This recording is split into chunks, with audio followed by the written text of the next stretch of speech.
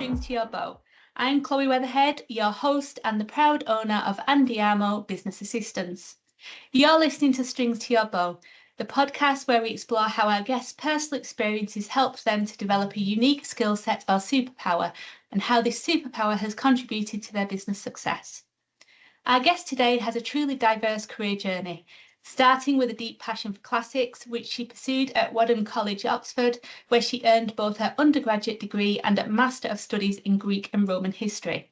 She then transitioned into IT and communications roles at Procter & Gamble and the World Health Organization, where her experiences with global health issues and international organizations sparked her interest in education.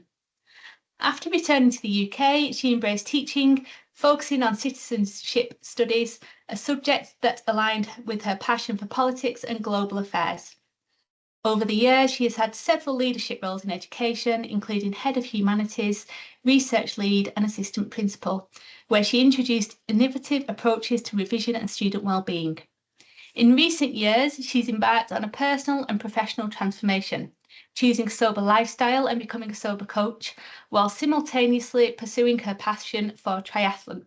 In 2024, she founded TimeFit Tuition, dedicated to helping young athletes balance their academic goals with their sporting ambitions through coaching and mentoring programs. Thanks for joining me, Lucy. Morning, Chloe. That was a lot, Lucy. That was a lot to say in an introduction, I've got to say. Yeah. Sorry, it makes it sound a lot more organised and sensible than it felt at the time. We might as well get started with an introduction. Tell us about yourself, tell us about your background, and perhaps how you've got to where you are today. Right, so I grew up in West Yorkshire in Bradford, and my parents were both teachers for a bit. And so that idea that education is important and kind of just part of what you do and part of what you work hard at was definitely, it shaped my mindset going forward in life. And I was really, really academic. I absolutely loved school, worked really hard. I did really well, and it didn't actually feel that difficult. I loved reading, like boring, wet Sunday afternoons were fine by me. I would just crack on with reading. And my parents always supplied loads of books. So that's where the kind of really seriously academic love of learning for learning's sake has come from. And then through school, I was lucky enough to go on a bursary, so reduced fees, to a private school at the age of 11. And two things happened there. One is we did Latin from what is now called year 7, upper third back then. And I absolutely loved it. I loved the teacher. Shout out to Mr. Nicholas. He was amazing. I loved the rigor of it. I loved the way it was like a puzzle, bit like maths, like you're going to solve a problem. What does this mean? What is the answer? But once you've got that translation into English, you've got a piece of literature you can actually enjoy. Yeah. And it could be history, finding out about the past. It could be literature with a plot. It could be poetry.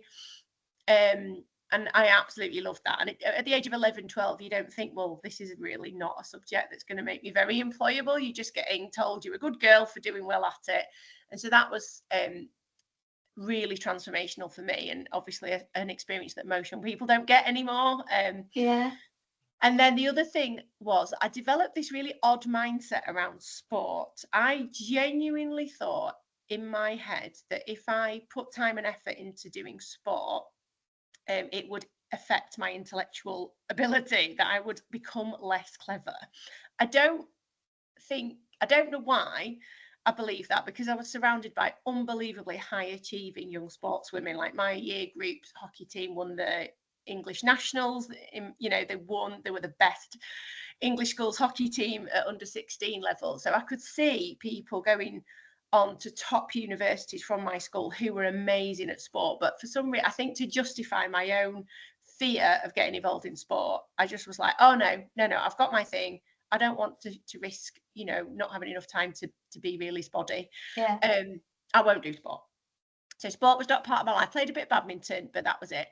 And then, focused on getting into a top university. I really, really wanted that Oxbridge thing. I know for a lot of people, it feels like it wouldn't be right for them because of all the sort of posh people and the social class stuff. But actually, two things about Oxbridge really appealed. One is if they want you, it's very heavily subsidised, so it is actually not that expensive. And this is before tuition fees, and I got nearly a full grant as well because my parents had got divorced, and so our family income qualified me for a grant. And secondly, if you want to do Latin and ancient Greek, like, it is the best That's place the in place. the world. Yeah. So I was lucky. I got into Oxford and got there, and suddenly was surrounded by people who were amazing at academia. You didn't need to ask questions about, they just were. You just knew that everyone around you was really, really intellectually advanced. But also, so much of Freshers Week was join the football team, join the cricket team. I was like, oh my God, like, this sport thing is like a real thing for clever people. Maybe I've been wrong. So my dad was a football coach when I was younger, and I had been dragged along to quite a lot of football things. And so I was actually okay compared to most British schoolgirls at football. I could pass the ball and things. I was quite lazy, not very good at running around, but my passing was vaguely accurate. So I thought, well, go on, I'll give it a try. Got in the college team. Some of my best friends from that time were in that team, and we're still friends now. And it was great fun. The standard was appalling. We had some games where we won 36-0, things like that. But I was like a vaguely useful member of the team. People were like, can you play? We really need you. And it was like, oh wow, I'm actually, able to do this sport thing. The standard was very low, to be fair, and I did have an advantage. But that's the time when sport came into my life as something I might actually genuinely enjoy. And we started a cricket team. I was a bit like, okay, cricket, hang on, right, this is a men's sport, but let's think about it. You don't play if it starts to rain. There's not really a lot of running around. Yeah, there's a lot of standing. Yeah, and there's cake at half time. I was like, how have men cornered this game? This is clearly highly appealing to me, and I'm sure lots of other women. So we started a cricket team at Wadham as well, and we went on to win the Oxford University Inter-College Cup twice in 3 years, because we just recruited people who could play tennis and hockey and related sports and had the hand-eye coordination, and we ended up fielding 2 teams. It was that popular, and we won first practice. We had more boys turn up to coach than girls to play, because the lads were all like, well, this is a great way to meet nice sporty girls. So with they were a big part of it as well. So yeah, that was an amazing experience of like organizing other people into sport. And I was a complete beginner, and so were lots of others, but it just showed me how you don't have to be great at a sport to help others get into it. It's a lot about mindset and enthusiasm and selling it right. So that comes back into my life story later. Then I went off and did I did my master's. I did an internship at Procter & Gamble in IT, because I thought I had better do something about this complete unemployable degree of classics. And they sent me to the World Health Organization on a corporate social responsibility program. So just after 9/11 in 2001, I went off to Geneva to work for WHO for a year in tuberculosis control communications programs, which was fascinating and really awoke my social conscience. It got me thinking about the problems the world faces, and TB is a disease of poverty. There is a cure. It's not a single pill. It takes months of a very rigorous taking of medication, but it can be cured. But it so often isn't, because people will sell their medication because they need food more than they need the tablets. And that really opened my eyes and made me think I want to do something that's kind of positive for the world in my career. So I went back to Procter & Gamble, and it was a great place to work. I flew all around the world, traveling, doing project management and an IT system to do with supermarkets. But ultimately, it was not saving the world from poverty or disease, and just didn't feel aligned with my values at that point. So WHO offered me a job in the Philippines doing some more TB stuff. So I went and did that. But just before I went, I met my now husband.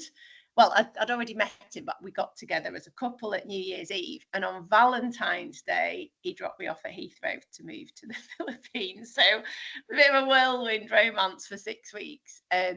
But that's why I didn't stay in the Philippines that long. I was there about 8 months and then came back and trained as a teacher, because citizenship, the Labour government back then, the Tony Blair government, had set up citizenship as a statutory subject for schools to teach.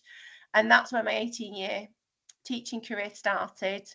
And I was lucky enough to progress quite quickly through head of department, head of year, head of faculty, assistant head. But in 2019, I'd done a term of this amazing dream job of assistant principal in a wonderful, wonderful school in inner city Bradford. But I did think, my husband had a breakdown, a serious mental health situation in 2016 when our children were very young.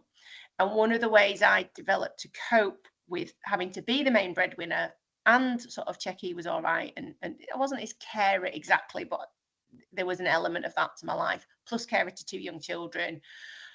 You know, it was a lot. So I had started drinking most nights. Once my husband went to bed very early because he was very low and the kids were very young, so I'd put them all to bed and I'd have a glass of wine, and that became a couple of glasses of wine, and it became more and more nights a week. And by the end of 2019, I'd done this first term in my job and things were a lot better at home. Happily, my husband is fine now. He's recovered. It's great.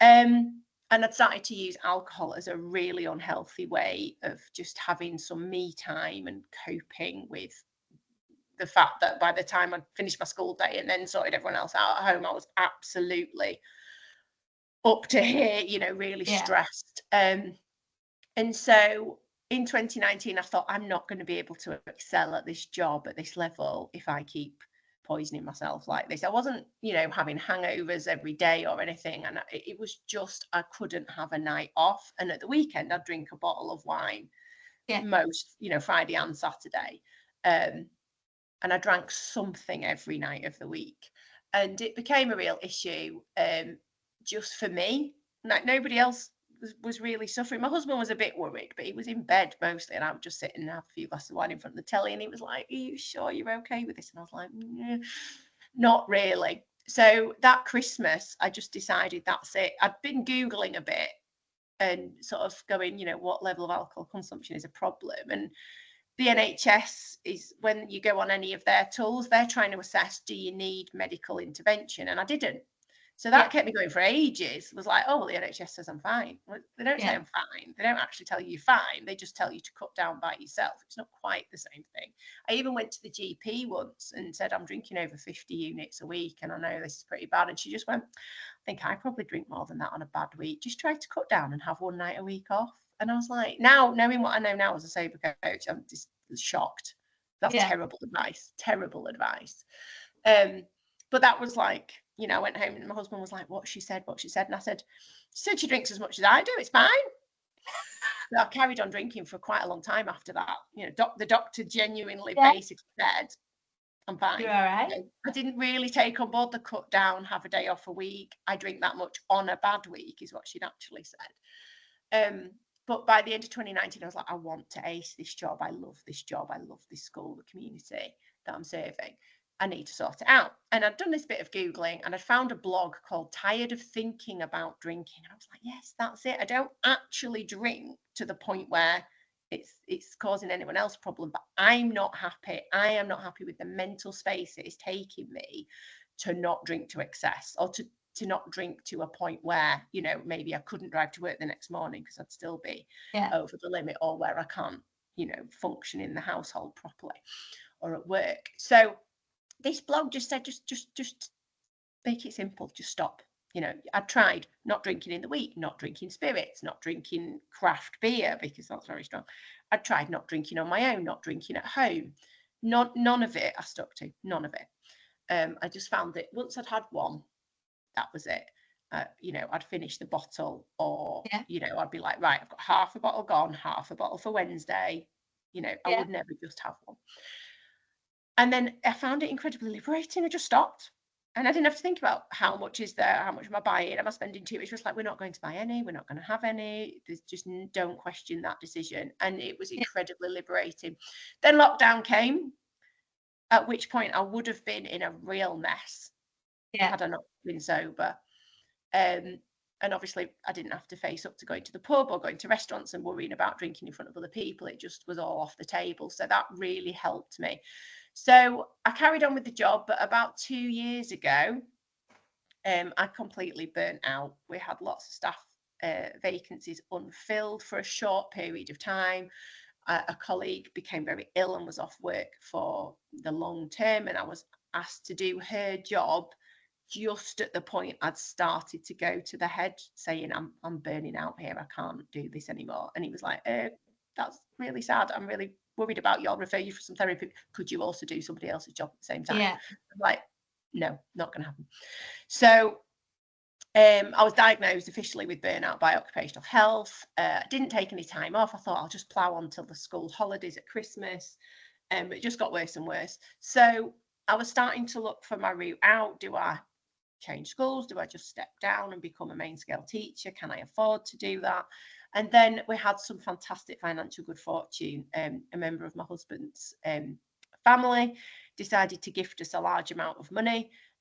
So we were able to cut our mortgage right down. So I thought, well, this is the universe helping me out here. So I went part-time, started to explore self-employment, trained as a sober coach, and then I was also volunteering as a triathlon coach at my club.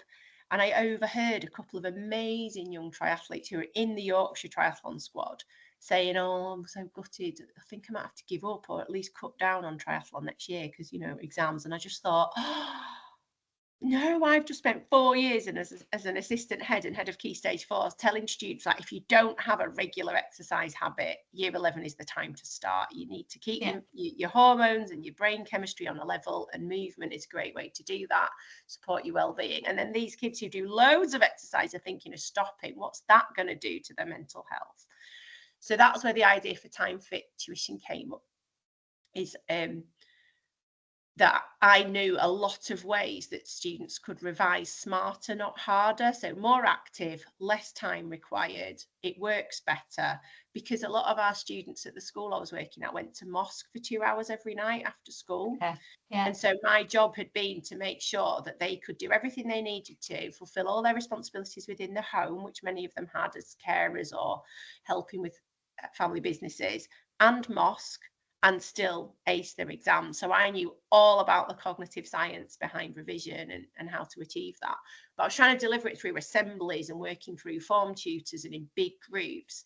So I thought with very sporty kids, I could do it in smaller groups, do it, with kids all of whom desperately want to get that balance right.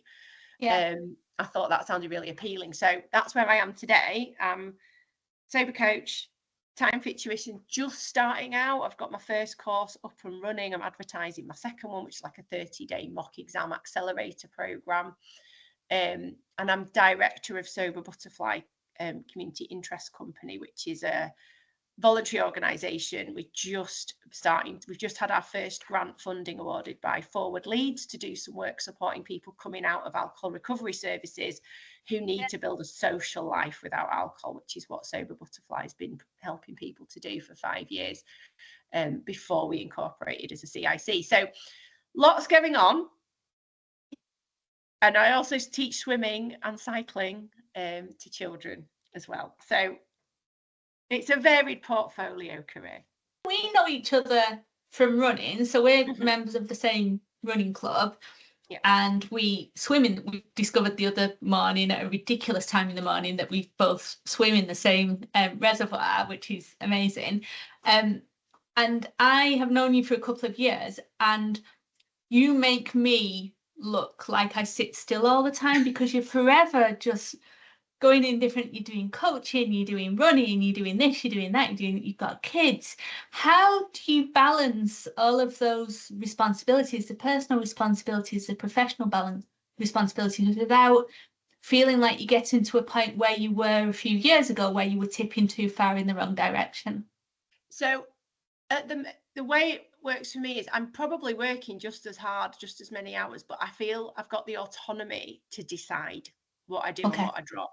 So at school, there was like, right, you're in charge. I was a safeguarding lead for a large secondary school in BD5. That is a very vibrant and exciting and incredibly aspirational community, but there is also huge deprivation, and a lot of safeguarding issues came across my desk every day. There were loads of legal requirements around that.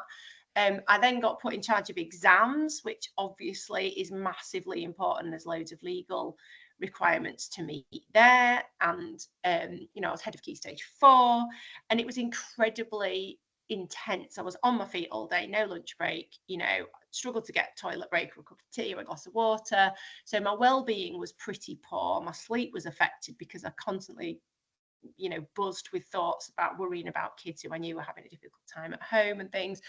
And I lived towards the end, when I was actually burnt out and I wasn't really completely thinking straight, I just lived in constant fear that I would do something that made the school be prosecuted, or, you know, Ofsted would come and they'd say some paperwork's missing, you're going to fail Ofsted. And I was in absolute terror of that. Whereas now I work on lots of smaller projects, and I could choose to pick them up and put them down. And because some of what I do is voluntary, I can, you know, if I wanted to not run my Thursday night running group, I could ask the lady that always turns up with me. She said, I'll always run it if you're not there. So I feel I've got freedom. And that gives me, it kind of, it just takes a huge burden off your shoulders. So I'm not walking around with the weight of the world on my shoulders anymore. My husband is the most amazing dad and housekeeper and support. And a couple of friends have actually told me off in the past and said, you give your husband loads of kudos for what women just do anyway. But I think it's incredibly brave of him to be willing. You know, he's a rugby player. He goes to the gym all the time.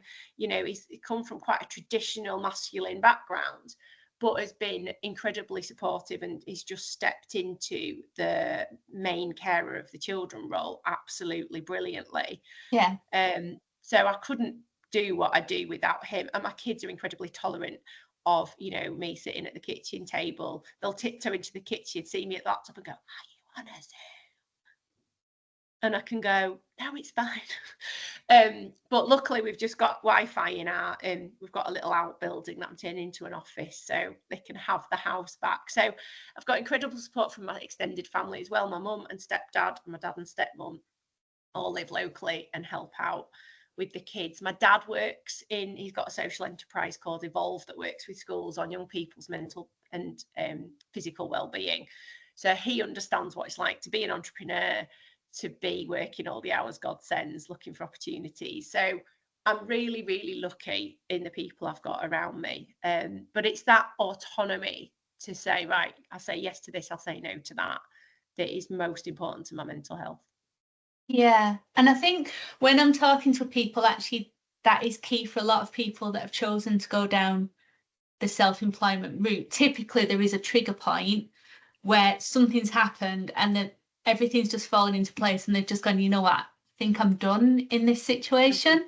This is not for me. And actually, self-employment, no one would ever say that self-employment is easy.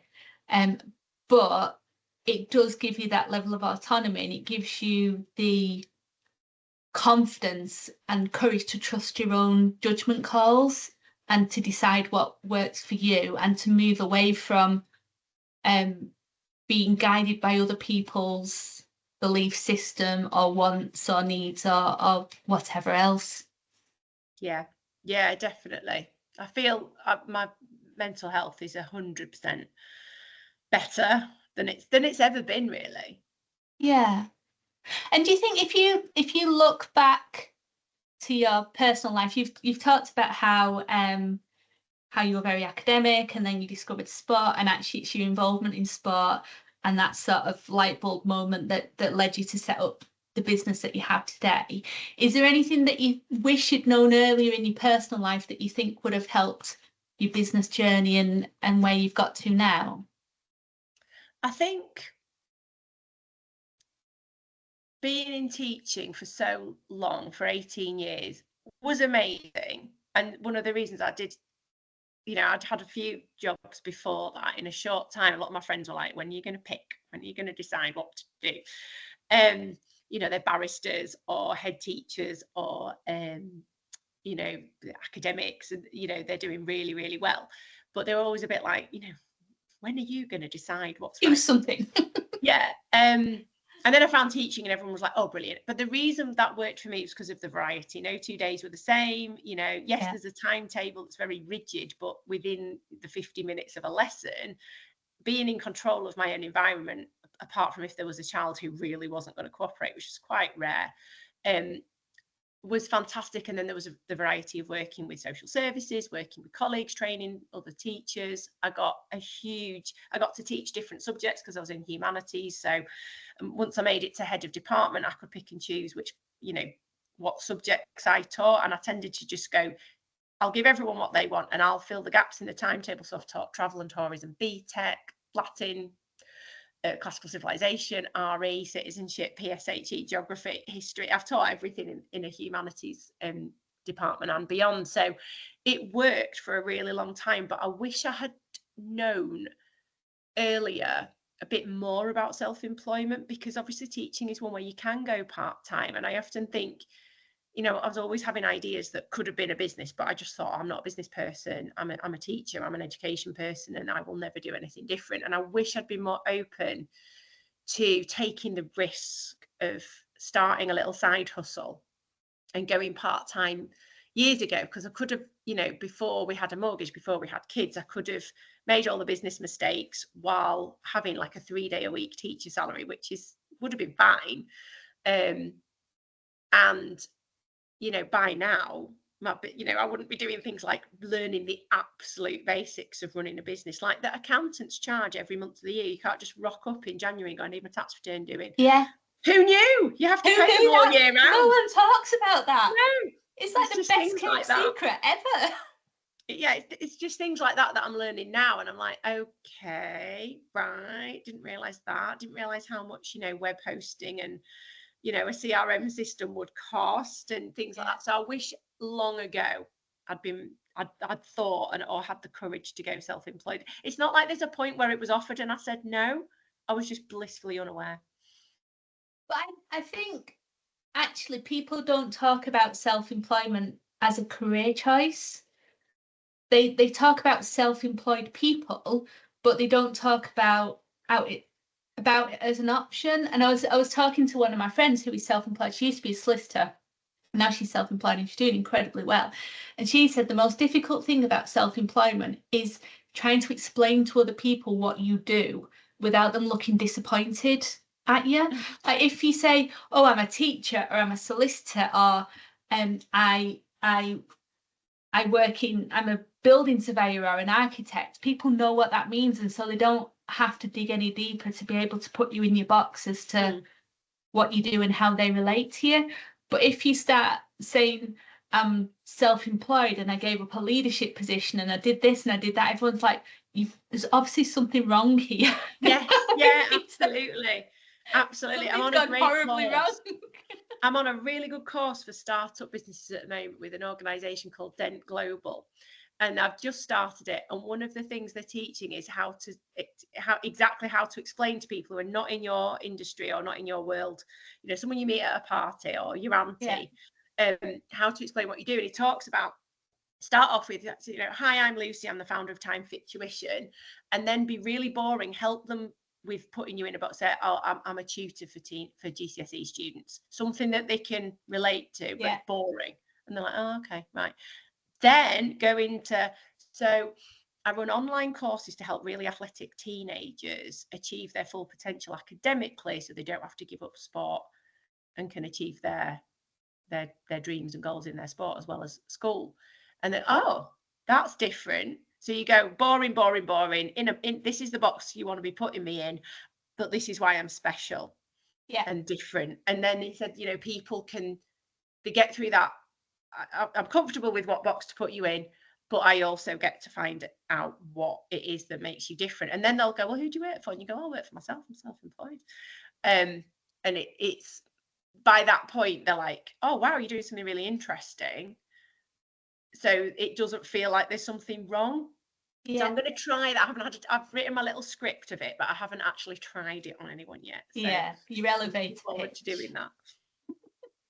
And if you were to advise people, when you're talking to the young people that you work with about their exams and their careers and what they want from the future, What advice would you give them about how they could take their personal experiences and turn that into some sort of business or career success? How do you go about that? Well, what I first of all want to do is explain to them that you don't have to do the traditional professions to succeed. So a lot of the young people I'm working with, by their very nature, their families have invested a lot in their sporting career. If it's triathlon, one of my students plays hockey for England, one's into sailing. They are from relatively affluent backgrounds and go to schools that kind of train them for the professions. You're going to go to university and do law or accountancy, or you're going to do a degree and then you're going to become a lawyer, an accountant or a doctor. First of all, what I do is raise their awareness of the fact that they could do something different. Like I try to come across, I always explain to them, I've been a teacher and assistant principal in secondary schools for 18 years. So I'm going to sound like a teacher some of the time, but I'm also a sports coach and I'm going to sound like your coaches some of the time. And I always explain to them using my own example, so I did the professions thing, but actually it's incredibly amazing to be self-employed. It's very freeing, you get to choose, but it's a risk. You don't have the same guaranteed income, but it's worth it. And I would talk to them about how that is an option for them from now.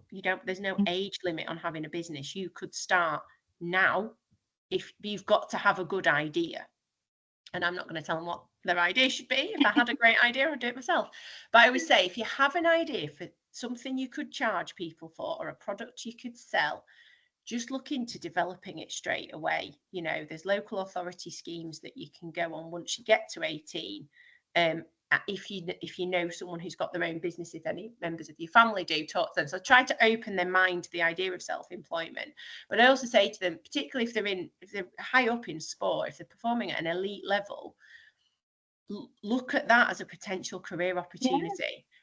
Your parents might be like, oh, I don't want you to be a football coach or a hockey coach, but it's something you could do as a volunteer through university. You could get paid by your university hockey club probably to do your training qualification, your coaching qualifications. So take every opportunity to upskill and get paper qualifications in something you love, because that's a depth of knowledge that you've got that very few other people have. So if you've been playing hockey from, I don't know, the age of 10 or secondary school, say 11, and you've ended up playing for England, by the age of 18, you've got the most incredible depth of knowledge of the game, of being coached. So you'll have an idea of what good and bad coaching looks like. You can then train up as a coach through university and continue to play. And by the time you leave, you are 15 years into that career, even if you haven't ever earned a penny from it. So take your passion, get some qualifications in it, get them paid for while you're a student if you can, or get your family to pay for them, and get lots of experience volunteering. And then you will get offers from, national governing bodies of the sport, or, through university, you'll get opportunities to, to make a name for yourself in the sport, and you'll be really well connected in it. So I always say, just take your passion, be open to self-employment, not when you're a grown-up and you've done your barrister qualifications. Think about it as an option early on, and think about it as a side hustle. You don't have to do it as your main job. You could volunteer, or you could go and speak at inspirational events for young people in schools about your experience of performing at elite level. So I do try to get that idea that the professions are not the only way forward, especially if there isn't one that really inspires you. And I mean, we spoke about it earlier. I mean, I'm in my mid-40s. I still haven't decided what I want to be when I grow up. And I think that anyone who's involved in sport at any level, there are personal qualities that come through being involved in sport, especially if you're a high achiever. So there's a level of resilience in there. You have to be able to respond positively to feedback. You have to be able to fit into other structures. You have to be organized with your time to fit everything in. You have to be good at communication and team building and all these different things that actually, those are personal qualities that can apply to lots of different professions, self-employment and employment. Absolutely, especially resilience. Yeah. So important in self-employment. Yeah.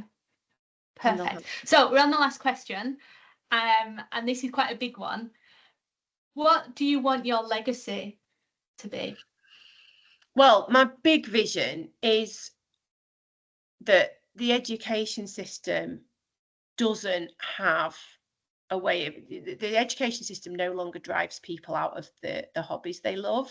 So there's these pinch points at lots of young people drop out of sport at the transition from primary to secondary. A lot drop out at sort of 13, 14 when they're starting to puberty is really ramping up. They're very self-conscious, but also they're starting their GCSE courses in year 9 or 10. And then year 11 is, it kills dead a lot of talented young people's sporting careers. And then again, sixth form, a lot drop out when they get to sixth form because they want to socialise, they feel like they have to study a lot more. So I would love to see an education system that embraces children having a great specialism outside of school and accommodating that. I'd also love to see all schools embedding the revision strategies and time management strategies that I teach, because they're all based on research, mainly done in the US, but I learned them at a conference in 2019 where these American psychologists came over from their universities in America and did a conference for UK schools here. But the link between academia on cognitive science and the British classroom is just almost non-existent. It is ridiculous. So one of the arms of TimeFit, once I've got it up and running, I want to start working with schools to train staff on how to work with children to manage their time and to revise smarter, not harder. Because so many kids, we do tell them, I'm sure all schools tell them not to just sit and reread their notes, and yet so many kids haven't had it explained how the brain works, and therefore why that is completely futile. And it's easier. It's like going to the gym and picking up a 2 kilogram weight and doing 100 reps. It's not that hard. It takes ages, but it's not going to have any results. Yeah. And that's what rereading your notes for 2 hours and going, I did 2 hours of, history revision last night. Well, no, you didn't. You reread your notes. Reading isn't revision. What they need to do is turn their notes into quizzes, test themselves, mark out which questions they got wrong, retest themselves on those repeatedly, and then have a plan for when they're going to come back to that topic, and there's research about the ideal gap between restudy sessions and all this, but nobody's teaching children how to do it, or not enough people. It's not fair to say nobody, but not enough people are teaching children how to do it. So I'd love to see that properly embedded in the curriculum so kids can have their lives back. Thank you, Lucy. That was absolutely excellent. I've learned so much in that 45 minutes, I couldn't tell you. Right, we'll do the outro and then I will leave you to your day. Thank you for joining us for this episode of Strings to Your Bow. I hope you enjoyed the conversation and found it as inspiring and thought-provoking as I did. Lucy shared powerful stories about her personal experiences shaped her journey, transforming challenges into opportunities and turning life lessons into professional success. It's amazing to see how our personal histories intertwine with our career achievements, reminding us that every part of our lives contribute to who we are as professionals. Today's episode highlighted a key takeaway. The skills and insights we gain from our personal lives aren't just extras. They're essential building blocks for success. Whether it's resilience from facing challenges, inspiration from daily life, or strength from personal connections, these experiences help shape our unique strengths. We'd love to hear from you, so share your stories of personal growth and business success with us on social media using the hashtag StringsToYourBowPodcast. And your story could inspire someone to view their personal experiences in a whole new way. We've got more incredible guests coming up, each with a unique journey to share. Don't miss out as we continue to explore how the personal and professional worlds connect to drive success.